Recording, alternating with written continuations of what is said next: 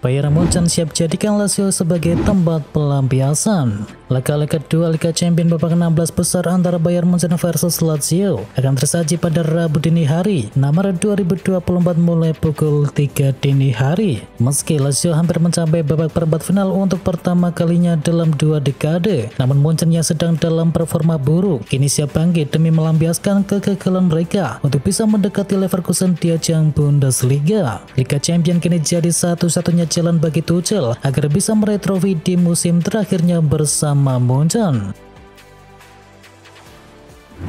Debut Jesse Lingard di Korea Selatan tampil belasan menit mendapatkan kartu kuning. Jesse Lingard akhirnya menjalani laga pertamanya bersama FC Seoul di Korea Selatan. Dalam lawatan FC Seoul ke Stadion Gwangju Football Stadium, Jesse Lingard dimainkan ketika pertandingan memasuki menit ke-77. Dan momen masuknya Jesse Lingard disambut antusias penonton di dalam stadion. Namun dalam aksi selama belasan menit di atas lapangan, Jesse Lingard belum mampu unjuk gigi. Ia justru mendapatkan kartu kuning berkat terjangan kakinya di masa injury time. Jaitsius berpeluang debut di laga Indonesia versus Vietnam. Jaitsius berpeluang melakoni debutnya bersama timnas Indonesia dalam waktu yang dekat ini. Ia dipersiapkan tampil kontra Vietnam pada laga lanjutan kualifikasi Piala Dunia 2026. Timnas Indonesia dijadwalkan 2 kali menantang Vietnam pada tanggal 21 dan juga 26 Maret 2024. Skuad Garuda lebih dahulu bertindak sebagai tuan rumah di Stadion Utama Gelora Bung Karno. Domenico Berardi cedera terancam absen di Euro 2024. Peluang Domenico Berardi tampil membela timnas Italia di Euro 2024 terancam. Berardi terancam absen bermain di turnamen musim panas nanti karena sedang mengalami cedera serius. Berardi mengalami cedera di pergelangan kaki ketika tampil membela Sassuolo di pertandingan di markas Hellas Verona, dan kemungkinan terburuk Berardi bisa absen selama 6 bulan ke depan. Cedera serius Alisson kini menepi dalam beberapa pekan. Manajer Liverpool yakni Jurgen Klopp mengkonfirmasi jika Alisson Becker mengalami masalah serius pada hamstringnya kini. Hal tersebut bakal memaksa sang pemain asal Brasil tersebut akan absen dalam beberapa pekan ke depan. Klopp sempat ditanya potensi kembalinya Alisson. Ia tak bisa memastikan waktu yang tepat. Ini adalah cedera otot dan lumayan serius. Namun saya tak merasa cedera ini akan berlangsung lama, ujar dari sang pelatih. Setelah 143 laga, rekor Manchester United akhirnya berakhir juga. Kekalahan dari Manchester City menodai rekor abik dari Manchester United yang bertahan selama hampir 10 tahun. Rekor tersebut adalah mereka tidak pernah kalah saat memimpin di babak pertama selama 143 laga secara beruntun. Rinciannya adalah 123 kali menang dan 20 kali berakhir imbang. Terakhir kali Manchester United merasakan kekalahan usai unggul di menit 45 pertama adalah saat menjamu Leicester City pada tanggal 21 September 2014. Sementara bagi Manchester City, ini kali pertama mereka bisa comeback di laga derby Manchester pada laga Liga Inggris. Dari total 28 pertemuan sebelumnya, City cuma maksimal meraih 3 imbang dan 25 kali kalah. Sofyan Amrabat masuk malah bikin blunder.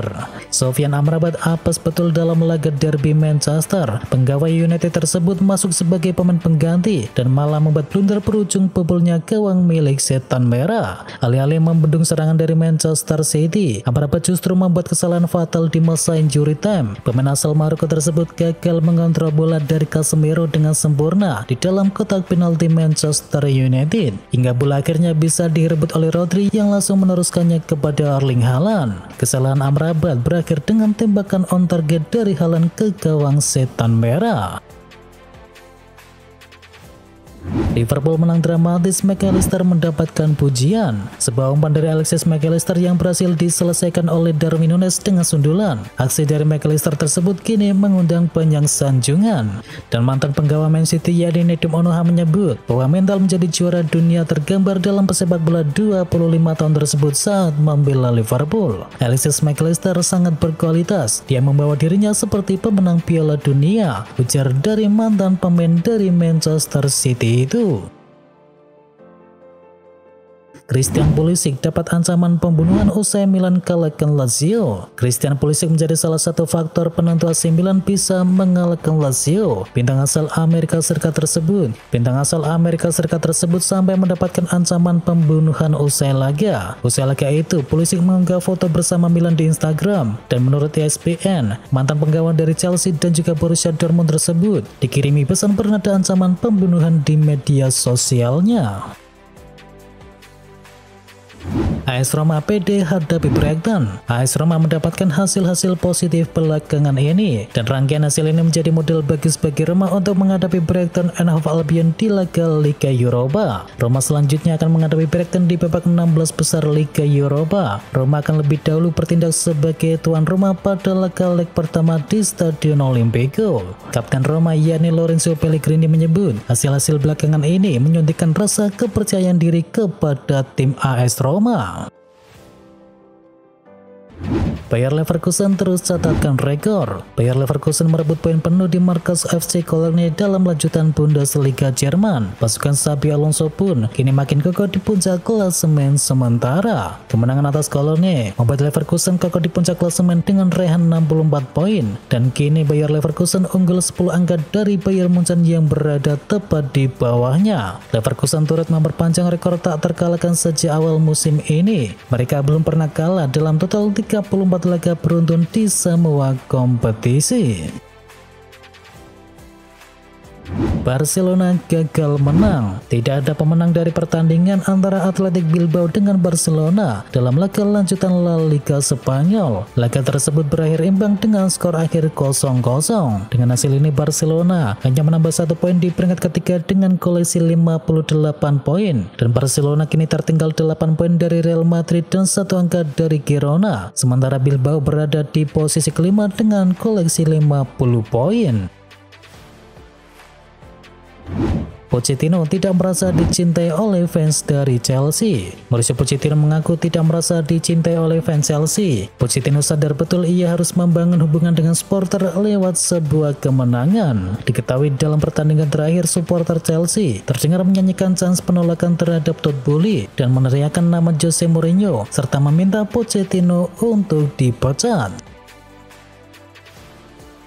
Manchester United diajar Man City. Erik ten Hag kecam kepemimpinan dari wasit. Erik ten Hag menyoroti keputusan wasit saat mengesahkan gol yang diciptakan oleh Phil Foden dalam derby Manchester, yang merupakan hal yang perlu dipertanyakan. Ia menilai terjadi pelanggaran terhadap Marcus Rashford sebelum gol itu tercipta. Manchester United sendiri takluk 1-3 dari sang tetangga. Rashford membawa tim tamu unggul lebih dahulu berkat gol tendangan geledeknya di babak yang pertama. Kemudian lesakan dari Erling Haaland dan 2 gol dari Phil Foden memastikan City pulang dengan raihan 3 poin. Dengan hasil ini Manchester United sudah mengalami kekalahan ke-11 di Liga Inggris di musim ini. Mereka tetap terpaku di peringkat 6 dengan koleksi 44 poin atau terpaut 11 angka dari Aston Villa, tim penghuni terakhir di zona Liga Champions.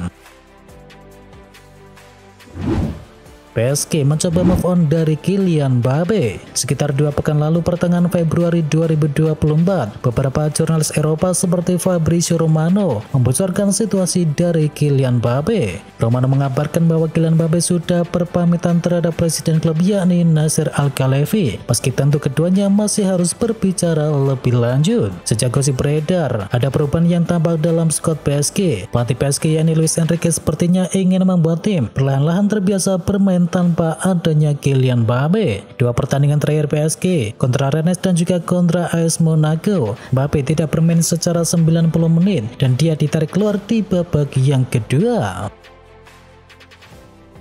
Ditekuk Napoli, Max Allegri sebut Juventus kurang berpengalaman. Max Allegri menegaskan bahwa Juventus menunjukkan kurangnya pengalaman saat bercoba dengan Napoli di ajang Serie A Italia. Sang pelatih justru menyoroti kualitas penyelesaian akhir dengan berbagai peluang emas yang terbuang secara cuma-cuma. Bianconeri terpaksa menelan pil pahit setelah kalah 2-1 dari Napoli. Nama Vica Kvaratskhelia dan juga Giacomo Raspadori menjadi penentu kemenangan dari Napoli. Dengan hasil ini, Juventus tetap berada di peringkat kedua dengan koleksi 57 poin dan mereka berjarak 1 poin dengan AC Milan yang berada di urutan yang ketiga, dan kini si nyonya tua berjarak 12 poin dari pemuncak klasemen sementara yakni Inter Milan.